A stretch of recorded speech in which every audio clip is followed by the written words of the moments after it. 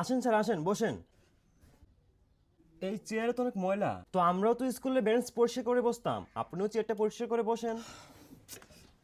Sir, এই নিন চা। কিন্তু এখানে চা কই? স্যার, মনে করেন এখানে চা আছে।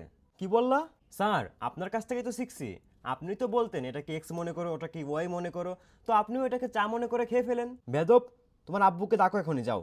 স্যার, বাবা তোমার আম্মুর হাজবেন্ডের শ্বশুর বাড়ি গেছে, তো ডিরেক্ট বলো না তোমার নানি বাড়ি গেছে। স্যার, ওটাই তো বলতেছি আপনাকে, লবণকে লবণ বলুন, সোডিয়াম ক্লোরাইড কেন পড়ান?